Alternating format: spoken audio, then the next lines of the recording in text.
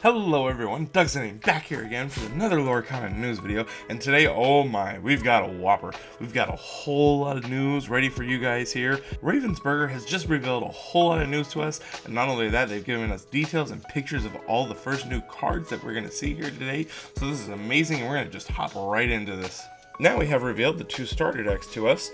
First one is a Amber Sapphire one, and then the next one is a Amethyst Steel one. Okay, with our first starter deck here, it looks like it's the Queen and Gaston that are going to be the main cards for this set. And on the next deck, we have Merlin and Tiana as the new princess. So this is very exciting. Merlin, of course, will be the purple card, with Tiana being the steel card. And we're going to go over all those cards in just a minute here for all of you, just so you guys can see what they look like and their new abilities that we've got. And then, of course, also we have a new Illuminator's Trove.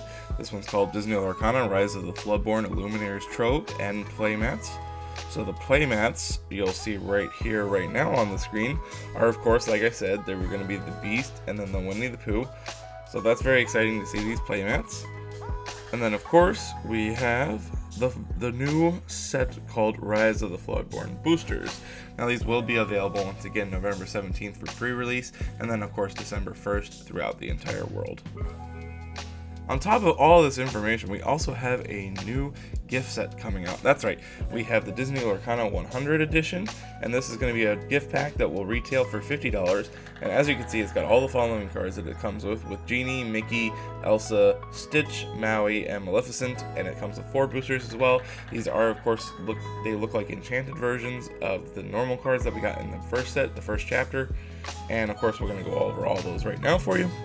So the cards we're going to be receiving in the gift set, we have 4 of them that are in fact the same ones from the first set, like I said. However, 2 of them are going to be part of the new cards, such as the Mickey Mouse, Friendly Face, and the Elsa, Gloves Off. So these cards I will be going over in detail here in just a little bit to show you what they look like, but these are the new cards we can look forward from the gift set. I definitely think this will be worth picking up, so in case you're interested in that, there they are. Okay, and now we're going to go over all the new cards that are revealed to us today, which is pretty exciting. Starting up first, we have Winnie the Pooh. This is a 5-drop. He's a 5/5. He is known as the Honey Wizard, and he quests for 2. It's a common card, but I'm still very excited because I can see him being paired up with other cards in itself too. So he might be able to be over some honey, just like Mickey is over the brooms, so it's going to be pretty exciting. Now this is just a common, so I'm excited to see if there will be a Winnie the Pooh that is like a legendary card.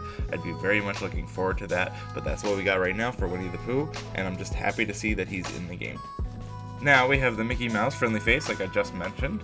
This is a Amber card. He's a 6-drop Inkable, and he quests for 3. And this boy, oh man, this is a good card. He's a 1/6, but whenever this character quests, you may pay 3 less for the next character you play this turn. So this is going to allow Amber to not only be better with Amber Steel, first of all, but just in general, with no matter what it's playing, because you could start getting characters and letting them out for a lot better. So even if you were to do an Amber and Ruby deck, you'd be able to get the Maleficent Dragon Queen out on your very next turn, way earlier than you're supposed to, just by this Mickey questing. So it's a very fantastic ability. Can't wait to see it used and what deck ideas people will have for this. I definitely think Amber is going to be standing out very soon. Next, for the Amber category, we have the 2-ink, non-inkable Song Zero to Hero. Now this is pretty fantastic. This lets a character of 2 or more to be able to sing it for free, but count the number of characters you have in play, you pay that much less ink for the next character you play this turn. So this is solidifying Amber into the category of where it wants to cheat out cards, just like we have with Just in Time. So that's pretty awesome, and Just in Time's already very much a heavily played card, so I could see this being used as well. So I'm very excited to see in what ways people will be using this. Up next for Steel, we have the new Princess Tiana. That's from the starter deck. She is a 4 cost, which is non-inkable. She's a 1/4, but we see a new ability here for the first time, and that is called Resist. So she resists 2, meaning she will not be taking 2 damage from characters that are 2 and under. She'll just be walking away free without taking any damage whatsoever, and even a 6-drop character will be what it takes to be able to swing over her, which is pretty, not a 6-drop, sorry, but a 6 power character to be able to get over to her.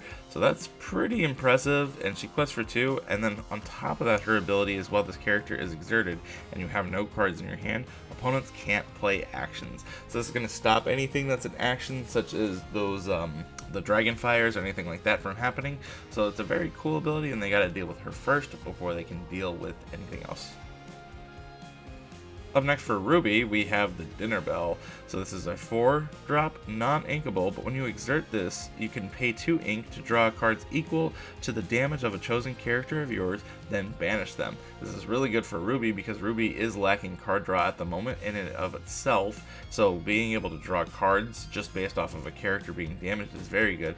So if you weren't going to get any more use out of a certain like Maui that you're swinging with, that's got the Russian Reckless or something like that, then you could use it to banish him and draw a bunch of cards. So that's going to be very good for red. It's going to let red kind of stand on its own a little bit more than it did previously.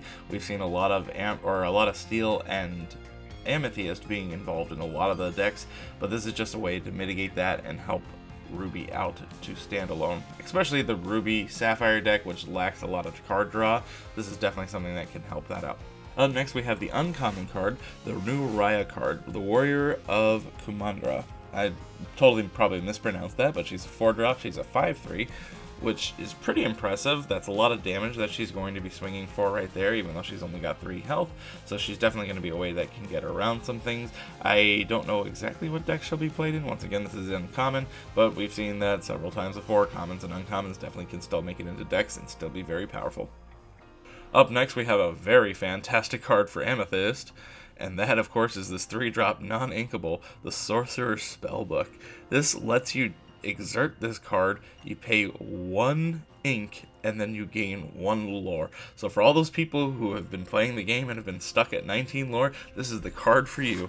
This is the one that lets you get that final last one, and you don't even have to have a character to do it. You're able to play this out, and then immediately, right away, you're able to use this item to get that last lore. So this is going to be a very cheeky one that I could see people slipping in at the last second just to get that last one, so nobody's safe anymore at 19 lore when you're playing against the Amethyst person. Up next for Amethyst, we have a 4-drop Merlin card. He's inkable, he's a 1/5, and he's a shapeshifter, of course, and then his ability is Battle of Wits. Whenever one of your other characters is returned to hand from play, this character gets +1 lore this turn. So I could definitely see this comboing on very well with some of the other cards that are already in Amethyst, such as the Brooms, and then of course Dr. Facilier. He's got that ability that lets you bounce back characters that have, been banished. So of course in challenging others right now, so it's a very awesome card, but if anything gets bounced back, he quests for more. So this is just going to be very combo heavy with other cards that we already see in Amethyst. I'm excited to see if anything comes out that will also boost this type of archetype where you're trying to return cards to your hand just so you can get more plays going and getting them out cheaper. So it might even pair well with the Winnie the Pooh if he's got little honeys that can come out. So we'll see. It looks like he's definitely going to be combo heavy, and I'm excited to see how Amethyst turns out. Up next for Amethyst, we have the Elsa here, which is Gloves Off. This is, of course, the card that you will be receiving in the gift set if you get it there. It is, of course, a common card. However, it is a 3/4, and it has Challenger 3. So that means this character can, when it attacks, can get up to 6 damage in, which is pretty decent for a 4-drop. So that's swinging over most things there in general in the game. There's not a whole lot that go past that, except for maybe Ursula and a couple other handful of cards that can actually withstand that amount of damage when they're exerted. So pretty good card. We'll see if it is used at all. It is, of course, a common. So once again, commons are only so used in things, but hey, maybe someone will have a use for it. Up next for Emerald, we have the 5-drop non-inkable Belle. However, she does have Shift 3 on her, and she has an amazing ability. Whenever this character is challenged, the challenging character's player discards all cards in their hands. Oh my, that is incredible. So the fact that you can potentially cause an entire discard to someone else, and on top of that, she's Shift 3. So if you get this out on turn 3, this is the quickest you could have anybody out that quests for 3 in the game, other than the just-in-times that can cheat Moanas out and stuff like that. So this is the fastest possible way to get, and it's just another consistent way that's going to make it's another consistent way that's going to make trying to quest very fast, or the aggro decks out there. I can see her fitting in very well with aggro, very easily into the Lemon Lime deck. So yeah, she'll be a threat that will definitely be there. Of course, next we have for Amber, the Queen. This is the Commanding Presence. She's a 5-drop inkable. She's a 4/3. She's able to shift for 2 on top of another Queen, and she has the ability Who's the Fairest, and whenever this character quests, chosen opposing character gets -4 attack, and this turn, and the character gets +4. So not only do you cause something to not be strong at all, but then you give one of your other characters the ability to hit even harder, which can potentially send them up to levels of like potentially swinging over those Ursulas that other people have. So that's going to be the #1 way to potentially get up to 8 damage there on some characters, and I don't know how used it's going to be. I'm assuming this deck is going to, she's part of the main structure deck there for the Amber one. I can see her pairing up with something there, so we'll see how it turns out. And then, of course, we have the new Gaston card. He's the 6-drop, non-inkable, but he does play off of the Develop Your Brain card. And we can see that he's a shift 4, meaning you can shift him onto any Gaston. And he's quest for 3, but his ability here, when you play this character, look at the top 3 cards of your deck. You may put 1 into your hand, put the rest on the bottom of your deck in any order. So it's a pretty good 6-drop. You do get to get card draw off of him, which is great. And on top of that, you get to look at the top 3 cards with him. So that's a pretty good advantage to not only see way into the future there, but you get all the different cards that you have the options for. So I could see him being very well. This is going to boost Sapphire, very much so. And it allows that, like I said, the Ruby Sapphire deck, which was previously a lower tier deck, to potentially have more card draw that makes it worth playing. So that's going to be very awesome to see. I could definitely see this Gaston being used. Next up for Steel, we have Cinderella, and she is a 7-drop. She's inkable. She's a 5/5. She shifts for 5 onto another Cinderella, and she has resist 2 as well. Like we said, we see that new resist mechanic. It looks like Steel is going to be able to do this for in the future, which is great because that means that the character will have to have 7 combat power if they're going to want to swing over this Cinderella right now. And she's got the ability, the Singing Sword. And whenever you play a song, this character may challenge ready characters this turn.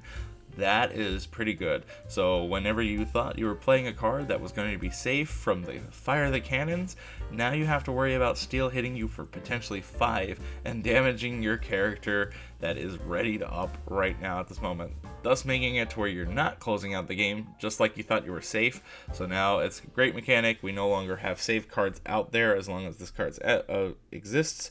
So I'm very excited to see how it plays out. Alrighty, and that's going to do it for this video. So if you enjoyed, please like, comment, and subscribe. And of course, look forward to more Lorcana news. This has been Doug's Name, and I'll see you guys in the next video.